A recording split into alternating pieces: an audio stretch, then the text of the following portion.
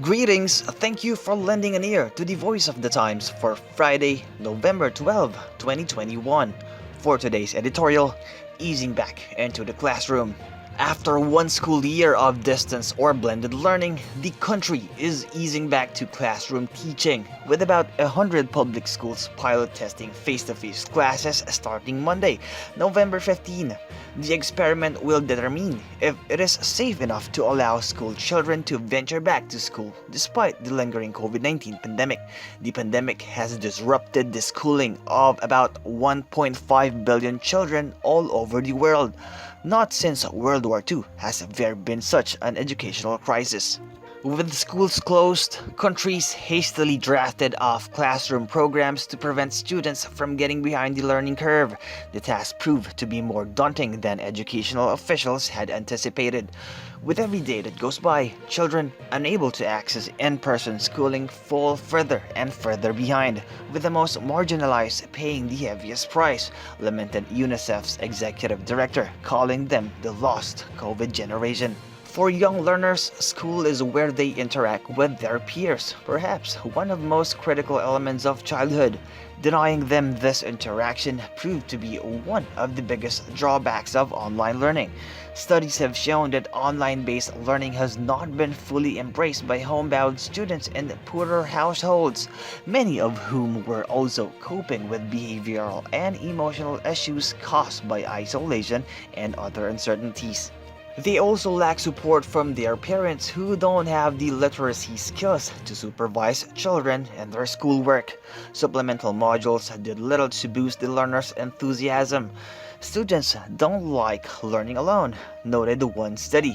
They don't like spending so much time in front of a screen. They find being online distracting. Online learning is considered a dumbed-down version of face-to-face learning and an imitation of school.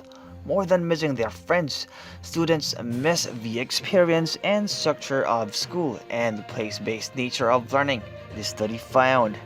A significant number of students dropped out at the height of the pandemic last year due to economic, psychological, and academic reasons. With the improving COVID situation, enrollment has bounced back this school year. Blended learning has taken a heavy toll on teachers as well. A 2020 paper that appeared in Pupil, International Journal of Teaching, Education, and Learning on the readiness of teachers to adopt blended learning found that many of them felt they were not fully ready to adapt to the new technology. Some cited limited experiences and availability of resources for not being able to adjust. As with all stopgap measures, our education officials had no choice but to cobble together an online learning strategy and hope for the best. It will take a comprehensive study to measure the fallout of online learning on students, their families, and teachers. For the moment, the focus is to pick up where we left off before the pandemic reshaped the educational landscape. The pilot classes will give students a feeling of what the new school environment will be like. The classes will be smaller, 12 students for kindergarten and 16 for grades 1 to 3. Desks will be properly spaced for physical distancing. Students can only stay in the school grounds for only 3 hours. Education Secretary Leonor Briones is confident additional pilot classes will be approved now that more areas have been classified as minimal risk zones for COVID-19. Just the same, the Secretary has assured that the Education Department has been working closely with the Department of Health in ensuring that anti-COVID protocols and measures are in place, including regular risk assessments and facility inspections. No country in the world has put out such a stringent and strict requirement for face-to-face classes, particularly the consent of parents, Briones said.